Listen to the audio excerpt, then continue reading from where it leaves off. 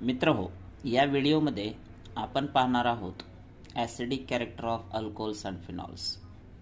जर आपण दोन्ही कंपाऊंड्सचं वॉटरमधलं सोल्युशन म्हणजेच ॲक्वियस सोल्युशन पाहिलं तर त्या ठिकाणी अल्कोहोलचं डिसोसिएशन या दिलेल्या रिॲक्शनप्रमाणे होईल. जिथं की ROH when reacts with water it means when it is in aqueous state, त्यावेळी तो हा कॉन्जुगेट बेस तयार करतो RO-.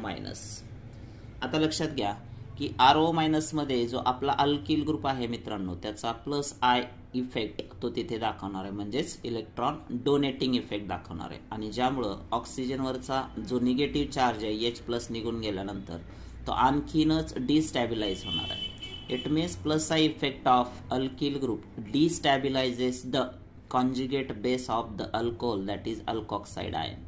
आणि जर एखादा कॉन्जुगेट बेस H+ दिल्यानंतर डिस्टॅबिलाइज होत असेल तर ते आयोनायझेशन, ते डिसोसिएशन होणार नाही मित्रांनो.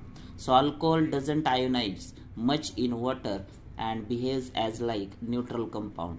जर तो आयोनाइजच नाही झाला तर तो H+ देणार नाही, कारण की तयार होणारा जो कॉन्जुगेट बेस आहे अल्कोक्साइड आयन तो डिस्टॅबिलाइज होतो. त्यामुळे अल्कोहोलचं ओव्हरऑल जे नेचर आहे मित्रांनो ते न्यूट्रल नेचर राहणार आहे. ऑन द अदर हँड आता आपण बघू शकतो की फिनॉलच्या बाबतीत पहा. फिनॉलच्या बाबतीत जर तुम्ही बघितलं तर फिनॉलचा OH, त्याचा H जर वॉटरकडे गेला म्हणजेच फिनॉलने H+ दिल्यानंतर जो शिल्लक राहील तो आहे फिनॉक्साइड आयन. आता तुम्ही इथं बघू शकता की फिनॉक्साइड आयन हा रेझोनन्स स्टॅबिलाइज्ड आहे मित्रांनो, कारण ऑक्सिजनवरचा निगेटिव्ह चार्ज संपूर्ण बेन्झेन रिंगवरती जवळपास 5 रेझोनेटिंग स्ट्रक्चर्समध्ये डिलोकलाइज होताना आपल्याला इथं दिसत आहे.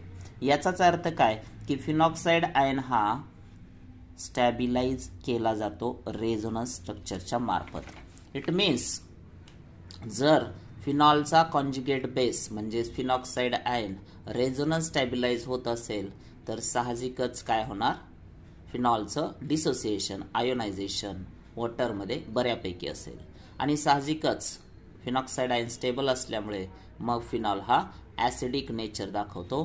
सो फिनॉल हा वीक ॲसिडिक कन्सिडर केला जातो.